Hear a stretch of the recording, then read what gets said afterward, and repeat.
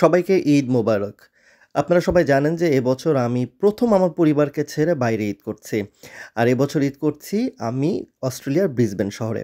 So Brisbane শহরে কিভাবে সবাই মুসলিমরা ঈদ করে সে বিষয়টি আমি আপনাদের সাথে শেয়ার করব।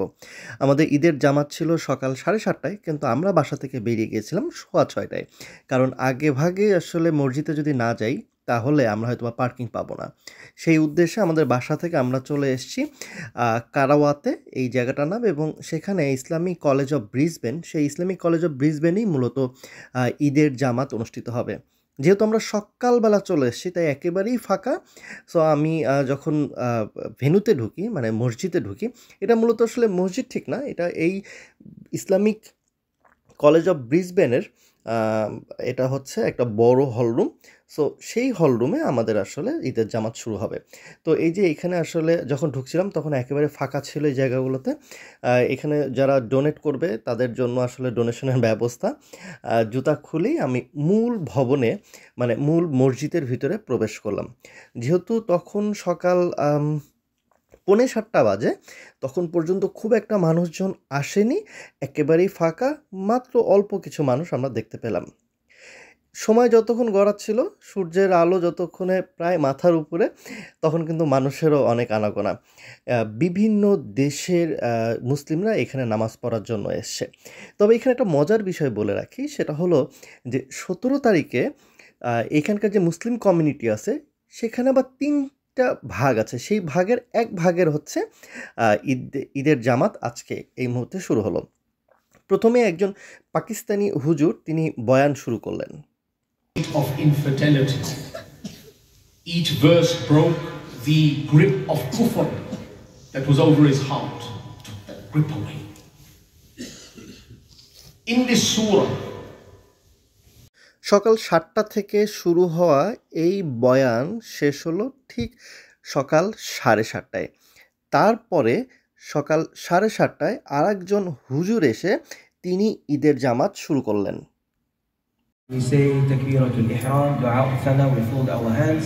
We do extra 3 takbirat. Allahu Akbar, we raise our hands and we put our hands to the side. Second time, and then third time we fold our hands. And then I'll be reading. খুব চমৎকারভাবে আমরা হুজুরের পিছনে দাঁড়িয়ে থেকে ঈদের নামাজ আদায় করলাম। তারপরে ঠিক ওই হুজুর এবার আরবিতে ঈদের খুতবা শুরু করলেন। لعلكم تذكرون ولذكر الله أكبر والله يعلم ما تصنعون। খুতবা শেষ হওয়ার পরেই সবাই উঠে সবার সাথে কোলাকুলি করলেন। এরপরে আমরা সবাই বের হতে শুরু করলাম। তবে এখানে একটা বিষয় খেয়াল করলাম, বাংলাদেশে আমরা যখন ঈদের নামাজ শেষ করি তখন কিন্তু অনেক বড় করে হুজুর মোনাজাত করেন, কিন্তু এখানে সেটা হলো না। তারপর আমরা সবাই বের হলাম। বের হয়ে দেখছি আসলে ঢোকার সময় আমি আসলে বুঝতেই পারিনি যে এত মানুষ হতে পারে, কিন্তু পরবর্তীতে যখন বের হচ্ছিলাম তখন দেখছিলাম যে ওই স্কুলের ভিতরে কলেজের যে গ্রাউন্ডগুলো আছে, স্পোর্টস গ্রাউন্ড, সেগুলো সব ভর্তি হয়ে গেছে।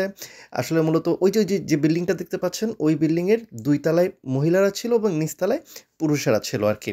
সো আনুমানিক বের হওয়ার পরে দেখলাম প্রায় 3 থেকে 4 হাজার মানুষের সমাগম হয়েছে। তার মানে ব্রিসবেনে প্রচুর মুসলিমরা থাকেন। প্রথমেই বলেছিলাম ব্রিসবেনে 3 দিন ঈদ উদযাপন হয়।